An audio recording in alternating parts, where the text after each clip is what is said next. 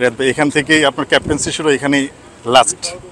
ও হ্যাঁ হ্যাঁ রাইট, হ্যাঁ এখান থেকে বেস্ট অফ লাক।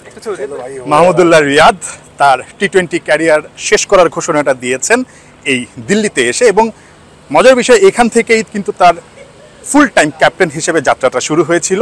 প্রথম ম্যাচেই তিনি ভারতকে হারিয়েছিলেন, 200+ স্ট্রাইক রেটে ব্যাট করেছিলেন। সাকিব, তামিম, মুশফিক, মাশরাফি, এরপর মাহমুদুল্লাহ রিয়াদ। ফ্যান্টাস্টিক ফাইভের টি-20 ক্রিকেট থেকে বিদায় নিশ্চিত হয়ে গেল।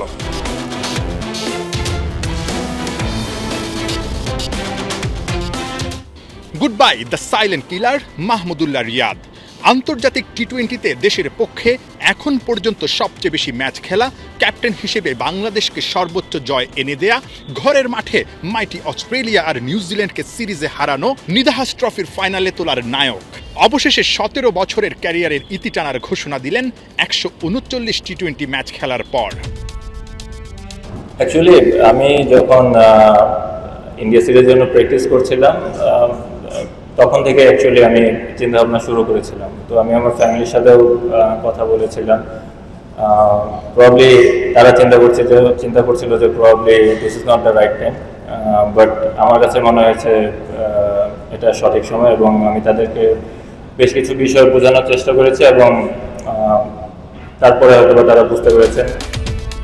শুরু সেই 2007-এ, শেষের গল্পটা 17 বছর পরে।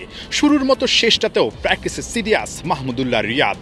লম্বা যাত্রার শেষের শুরু, দীর্ঘ ক্যারিয়ারে সঙ্গী হয়েছে অনেক আক্ষেপ আর সুখ। যদি আমি বলি যে 2016-এ ব্যাঙ্গালোরে against India, probably that was one of the most probably frustrating moment and probably one of the most life-changing moment for me, because that was a big learning curve that I feel. তো এটাই, but এছাড়া best moment probably Nidahaas Trophy, the match that we have won, that was probably the best one. 2023 বিশ্বকাপে ইন্ডিয়াতেই century করার পর বলেছিলেন অনেক কথা জমে আছে, সেই কথাটা তিনি বলবেন, সেই উত্তরটাও তিনি দিয়েছেন, জানিয়ে দিয়েছেন ভালো একটা সময় দেখে তার সব কথা, মনের কথাগুলো আসলে তিনি বলবেন। না, ওটা বলবো, আমি ভুলি নাই ওটা বলবো ইনশাআল্লাহ, অবশ্যই বলবো, ওটা আমি ভুলি নাই।